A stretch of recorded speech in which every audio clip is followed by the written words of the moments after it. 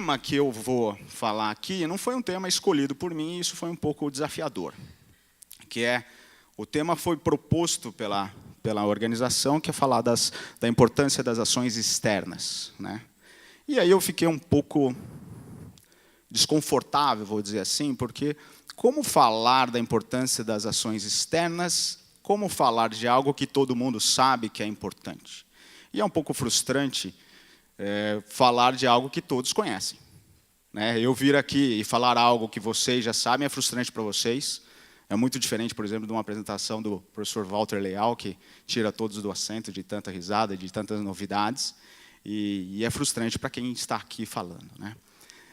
No entanto, eu escolhi mostrar dois casos para vocês, então casos de fazendas que eu acompanho, e esses dois casos eu vou tentar, por meio deles, mostrar para vocês que, embora nós saibamos a importância de ações externas, isso não significa que a gente faça essas ações.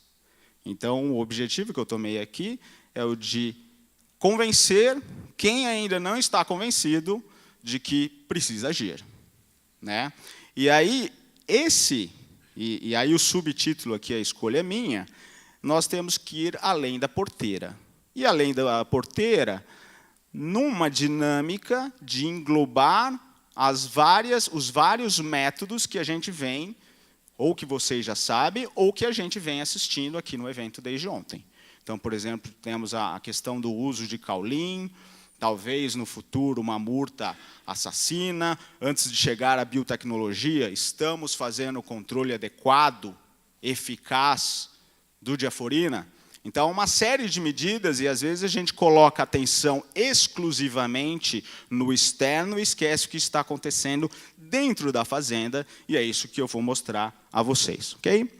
Bom, tem uma sequência de imagens, essas imagens não são novidades para quem está diretamente ligado à produção de citros. Nós sabemos que há uma distribuição irregular de plantas doentes. Há locais das propriedades que têm mais plantas doentes, há locais que têm menos plantas doentes, todos sabem disso, e eu estou mostrando isso por meio de imagens que de áreas, nenhuma imagem é da Flórida, tá bom? Tá, eu vou voltar aqui, ó, isso aqui não é em Fort Pierce, isso não é em Immokalee, tá? Isso é a 100 quilômetros daqui. Então, nós sabemos que nós temos áreas, locais que têm mais plantas afetadas e locais que têm menos. Eu estou mostrando isso por meio de fotos de áreas com erradicação, porque fica muito mais evidente observar esse efeito, tá? Mas se nós formos em áreas que não têm erradicação, nós teremos áreas com mais plantas doentes e áreas com menos plantas doentes. Perfeito, né? Essa distribuição de plantas ela é irregular nos pomares e nas propriedades. Tá? Isso é claro que fica muito mais evidente quando olhamos imagens aéreas. Tá? Isso se deve, todos vocês sabem, nós vimos a apresentação do professor João Lopes e do Renato também, e outras pessoas falaram disso. Isso se deve, claro, à movimentação dos adultos do vetor do Diaphorina citri. Okay? Então, em função da disseminação da bactéria associada ao HLB, nós temos essa distribuição irregular. Muito bem, isso não é novidade, isso é conhecido de todos vocês. E qual é a implicação disso? Okay? Isso é o ponto importante. E eu vou ressaltar dois tópicos aqui em relação a isso. O primeiro deles é, vocês precisam ter pomares produtivos. E entender como ocorre a disseminação do Diaphorina, dos adultos, implica em fazermos um melhor controle, permite fazermos um melhor controle do vetor.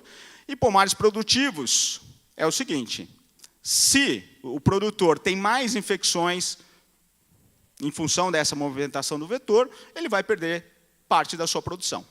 Independente se ele faz a erradicação de plantas ou não. Plantas doentes perdem produção. Tá? Se ele faz o arranquio de plantas, a produção é maior ainda se pensarmos no curto e médio prazo. Então, independente da estratégia de erradicação de plantas ou não, infecções resultam necessariamente em perda de produção. E, além disso, perda de qualidade. Se trabalha para fruta para mercado ou para produção de suco, nós temos perda de qualidade. E o segundo ponto é, nós precisamos renovar pomares. E esse é um dos grandes desafios, por exemplo, que alguns locais no México e a Flórida enfrentam hoje. Como renovar pomares. Uma citricultura a longo prazo só é possível diante da renovação de pomares e estabelecimento de pomares produtivos. Então, a disseminação da bactéria associada ao HLB pelo vetor implica em uma dificuldade em manutenção de pomares produtivos e renovação de pomares. Muito bem, o primeiro caso que nós vamos ver, uma propriedade, toda ela implantada em 2013, 395 mil plantas.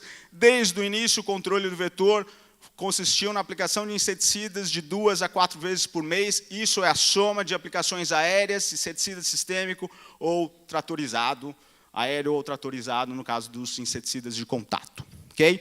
Esses são os talhões, os lotes aqui da propriedade. Aqui em volta, como divisa de cerca, não há outras propriedades com citros comerciais ao redor dessa propriedade. Muito bem, essa propriedade perdeu, até hoje, até abril deste ano, abril 2018, 13,4% das suas plantas. 13%. Isso não é pouco. Se nós pensarmos que as plantas vão completar 5 anos, nós estamos falando de quase 3% de plantas ao ano, de perda de plantas. Muito bem, a fazenda perdeu entre 2% e 4,5% de plantas ao ano, e somente esse ano já perdeu 3,5%, até abril. Ainda temos uns meses no qual a expressão de sintomas é bastante evidente. Tá? Aqui está a representação de quanto cada lote, são 30 lotes nessa fazenda, o quanto cada lote perdeu de plantas. O lote que menos perdeu foi 8%, que é esse lote aqui. Muitos perderam entre 8% e 15%. Tá, a maior parte deles, mas alguns lotes perderam muitas plantas. Quais será que foram esses lotes? Imaginem aí, no caso, na cabeça de vocês, quais os lotes que perderam muitas das plantas?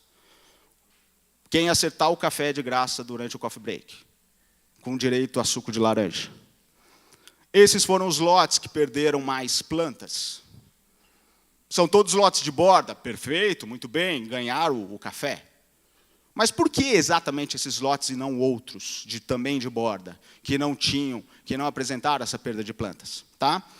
Em 2015, então essa fazenda foi implantada em 2013, em 2015 o produtor empregou uma equipe, deslocou, na verdade, equipes da fazenda, e eles começaram a procurar possíveis fontes de inóculo ao redor da fazenda, num raio de até 3 quilômetros de distância, que está representada aqui por essa linha laranja. E esses pontinhos aqui, eu já vou mostrar para vocês, são pontos em que eles começaram a encontrar plantas doentes, plantas de citros principalmente. Tá? E aí nós vamos ver o que foi encontrado de plantas ao redor dessa fazenda. E é isso aqui. Não se preocupem com os números que representam a incidência da doença até abril deste ano em cada lote, mas prestem atenção no que foi encontrado de plantas não comerciais dentro e fora da fazenda. Então, por exemplo, nesse caso aqui, nessa área de mata, foram encontradas 1.300 plantas de laranja e de limão dentro da propriedade.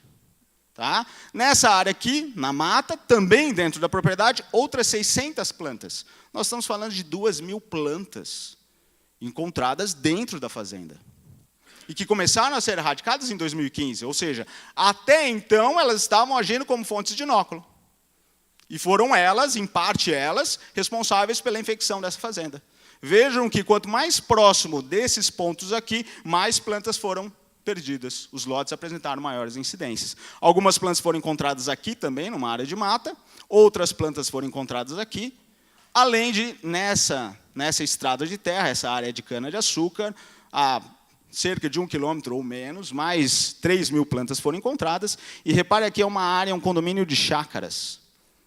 Mais de 1.200 plantas foram encontradas aqui, e parte dessas plantas ainda estão nas chácaras. Porque o pessoal vai lá no final de semana e como é que vai fazer a caipirinha? Não dá para fazer a caipirinha se arrancar o limão. E aí é uma questão de negociação. Tá? Então vejam, o que serviu como fonte de inóculo para a infecção das plantas desse projeto implantado em 2013. Plantas não comerciais existentes dentro e próximo à fazenda. Quantos dos senhores não têm plantas próximas dos seus talhões? Amanhã já pode começar a procurar. Tá? Outro caso, e aqui é uma realidade muito mais próxima da maioria dos produtores do estado de São Paulo e do estado do Paraná. Eu vou incluir o Paraná junto aqui. Tá? Porque o caso que eu mostrei anterior é de uma fazenda imensa. Tá? Claro que há fazendas muito maiores, mas está dentro daquele grupo das maiores fazendas do estado. Aqui não, aqui é a realidade de um médio produtor. E, felizmente, nós encontramos, o meu grupo de alunos e eu, nós encontramos uma área de um médio produtor e que a gente vem, é possível agora comparar e verificar um pouco da realidade de um médio produtor. E eu falo de um médio produtor porque tem suas dezenas de milhares de plantas. Então, é grande perante a maioria, mas é um médio produtor dentro do cenário da nossa citricultura. E vejam que a propriedade é muito recortada, porque é uma questão de herança, divide o bisavô que tinha terra, divide com os filhos, e arrenda sítio, vende sítio, então fica essa propriedade recortada, talhões estreitos, menores, e plantios que vem um em seguida do outro, mas nunca a renovação de um lado inteiro da fazenda simultaneamente, citros tudo aqui em volta de diferentes donos, e citros aqui de outros donos, e citros aqui de outros donos. Então, é uma realidade muito mais próxima da maior parte da citricultura, que não é a que está representada aqui. Okay? Nós estamos trabalhando desde o ano passado nesses 2 lotes, e esse produtor não faz eliminação das plantas, o que também é mais representativo da realidade da nossa citricultura em número de propriedades. Ok? Então, mais detalhes desses 2 lotes. Reparem que esse primeiro lote aqui ele é rodeado de outros lotes do mesmo proprietário. Esse lote aqui também é rodeado de lotes mais velhos ou da mesma idade do mesmo proprietário, mas faz divisa aqui com outro proprietário. Tá? Não há erradicação mais nessas áreas. Nesse talhão 1, nós distribuímos... aqui nesse talhão 1, são 6.800 plantas, o controle do vetor são pulverizações de borda semanalmente, em área total 1 a 2 vezes por mês, mais próximo de uma vez.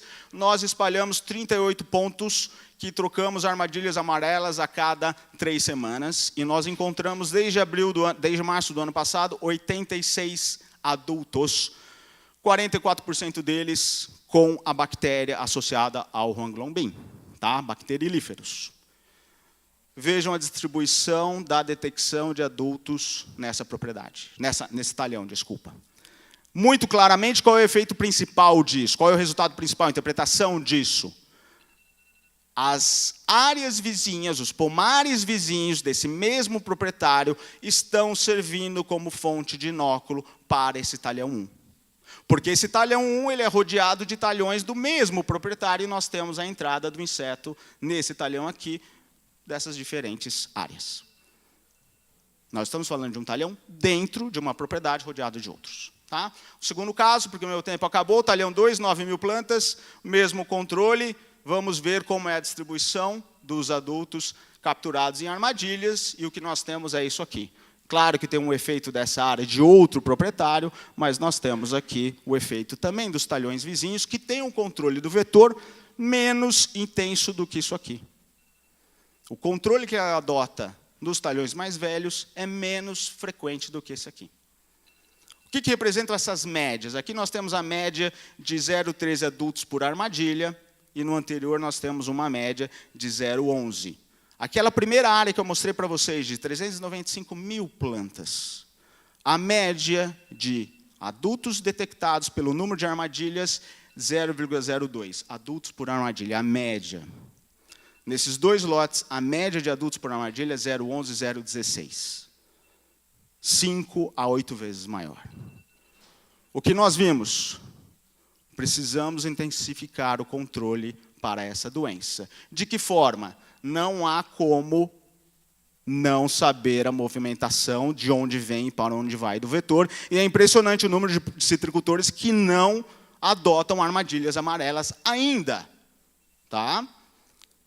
temos que ir além da porteira para controlar a doença dentro da porteira, e eu vou mais além, diante dos dois resultados que eu mostrei para vocês, nós temos que ir além do talhão para controlar a doença dentro do talhão. Desculpe exceder meu tempo, muito obrigado da atenção, e parabéns ao Fundecidos pela organização do evento. Muito obrigado.